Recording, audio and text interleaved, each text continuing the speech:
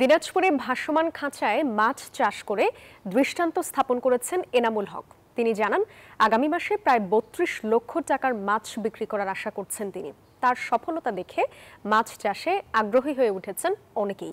মৎস্য কর্মকর্তারা জানান, মাছ চাষিদের সব ধরনের কারিগরি সহযোগিতা করা হবে। ফখরুল হাসান পলাশের তথ্য ও চিত্রে দেখুন ডেস্ক রিপোর্ট। দিনাজপুর সদর উপজেলার আত্রাই নদীর উপর মোহনপুর সেতু। এই সেতুর এক পাশে বিশাল রাবার ড্যাম, আর এই রাবার ড্যামের পাশেই যুক্ত হয়েছে ভাসমান খাঁচায় মৎস্য চাষ প্রকল্প।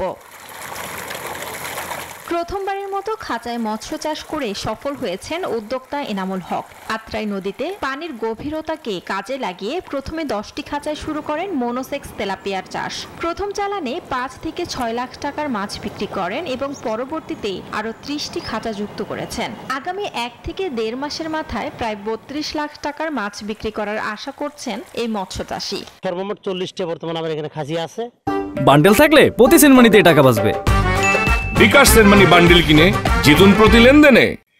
যাই হোক, এখন বর্তমান আমার খাসিতে যেই পরিমাণে মাছ আছে 24,000 পিস মাছ আছে। চাকরির পিছনে না ধরে তারা আমার মতো আমার পাশে পুরো নদী ফাঁকা আছে, তারা আসি করতে পারে। এখন এই যে মাছটা আমার আছে এটা বিক্রি করে আমি আরো 40টা শেড বানাবো, এটা আমার আশা পরিকল্পনা আর কি।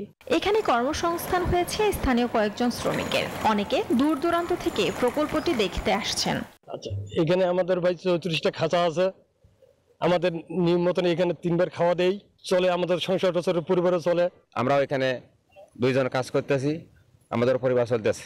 ঘোরার জন্য আসছিলাম, তো আইসা দেখলাম যে এই জায়গায় একটা মাছের প্রকল্প করছে। তো শুনলাম যে রাবার ড্রামের ছন্নাগুলো থেকে মাছগুলো হতে বেশি ভালো লাগছে। মৎস্য চাষে নতুন উদ্যোক্তাদের উদ্বুদ্ধ করার কথা জানালেন এই মৎস্য কর্মকর্তা।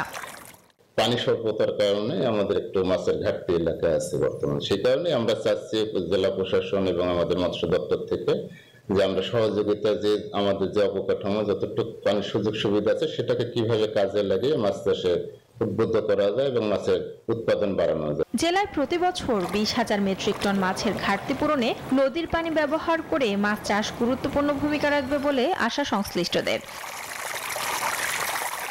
Desk report, news 24।